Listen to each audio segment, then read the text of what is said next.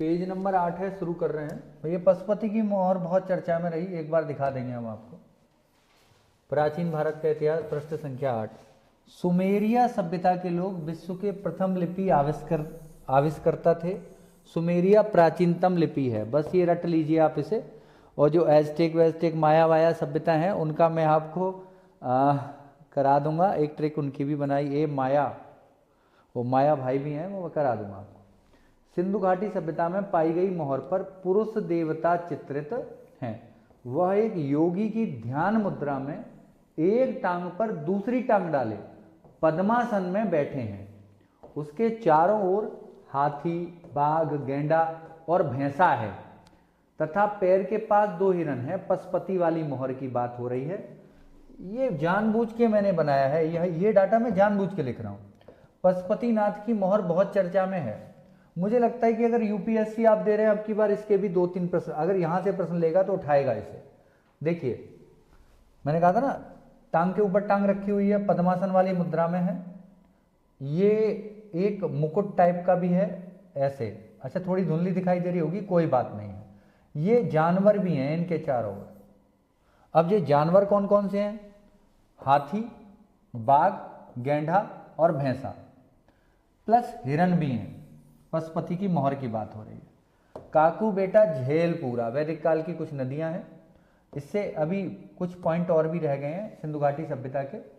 योगी जी वाला, योगी जी धीरे धीरे वाला, मोहनजोदड़ो वाला, दोनों में कराऊंगा अभी आपको, आगे आ जाएगा, आगे पीछे हो सकते हैं वो। काकू बेटा झेलपूरा, ये नदियों के प्राचीन नाम है। काकू, काबुल नदी को कुंभा नदी कहते थे पहले। काकू, काबुल को क्या कहते थे? कुंभा। बेटा झेल, बेटा बितस्ता, झेल झेलम को वैदिक काल में क्या कहा जाता था? बितस्ता। पूरा, पुरुषणी, रावी को कहते थे। काबुल नदी का प्राचीन नाम कुंभा था, झेलम नदी का प्राचीन नाम बितस्ता था, रावी नदी का प्राचीन नाम पुरुषणी था। एक 10 राज्य युद्ध का वर्णन और है ऋग्वेद में। 10 राज्य युद्ध का, 10 राजाओं का युद्ध है। ये है भरत बस राजाओं का दास है। भरत बस राजाओं का दास है। बस वशिष्ठ, भरत भरतवंश, राजाओं, पहले तो रावी नदी के तट पे हुआ था। दास, 10 राज्य युद्ध और सुदास। ऋग्वेद में एक स्थान पर 10 राज्य युद्ध का वर्णन है, या पुरुषणी या रावी नदी के तट पर हुआ था। भरतवंश के राजा सुदास थे तथा 10 राजाओं के एक समूह, मतलब राजा सुदास प्लस 10 राजाओं का एक समूह के बीच युद्ध हुआ था। सुदास के पुरोहित जो थे वो वशिष्ठ थे। 10 राजाओं के संघ के पुरोहित थे विश्वामित्र। अब ये 10 राजा युद्ध हार गए थे, सुदास ये युद्ध जीते थे। एक बार फिर समझते हैं इसे, ऐतिहासिक दृष्टि से बहुत महत्वपूर्ण है। 10 राज्य युद्ध किस में वर्णन है? ऋग्वेद में वर्णन है। सुदास राजा थे, किस वंश से संबंधित थे? भरत वंश से संबंधित थे। जीते कौन थे? सुदास। 10 राजाओं के खिलाफ युद्ध था। रावी या पुरुषणी जिसे कहते थे, वशिष्ठ इनके गुरु थे। वशिष्ठ किसके गुरु थे? सुदास के। ये ही सुदासी युद्ध ये जीते। प्लस अब इसके जस्ट विपरीत वशिष्ठ के साथ विश्वामित्र का नाम भी आपने सुना है। तो 10 राजाओं के संघ के पुरोहित जो थे वो विश्वामित्र थे। 10 का दम, बस आपको यहां भी फैक्ट याद रखना है, शूद्र पुरुषों में दम होता है। शूद्र पुरुषों में दम होता है। शूद्र शब्द का वर्णन, पुरुष सूक्त, दम, 10 का दम गाना, वो नाटक देखा ही होगा आपने, 10वां मंडल में है ऋग्वेद। शूद्र शब्द की उत्पत्ति के संबंध में पुरुष सूक्त में उल्लिखित उक्ति का समावेश ऋग्वेद के 10वें मंडल में किया गया है। या ये कहिए कि पुरुष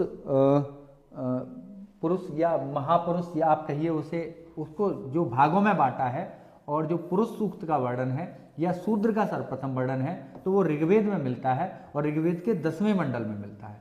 ये कहानी है, ये इसका बैकग्राउंड है। ये लीजिए, इसे भी देखते हैं।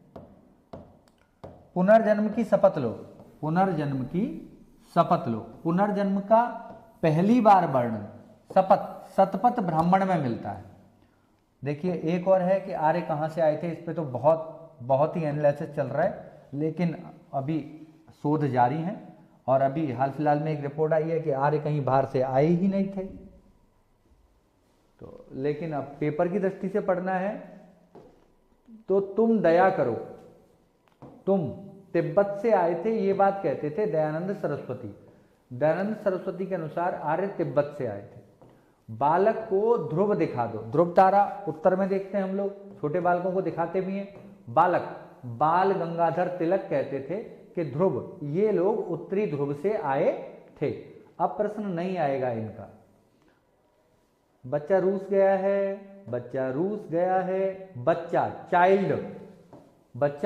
चाइल्ड नाम के विद्वान रहे, वो कहते थे कि आर्य लोग रूस, दक्षिणी रूस से आए हुए थे। मैक्स मध्य में है, मैक्स मध्य में बैठा है। मैक्स मूलर जो विद्वान थे उन्होंने कहा कि ये लोग मध्य एशिया से आए थे। दोबारा एक बार तीनों चारों को बाद में फिर समझ लेते हैं। तुम दया करो, तुम तिब्बत से आए थे दयानंद सरस्वती के अनुसार।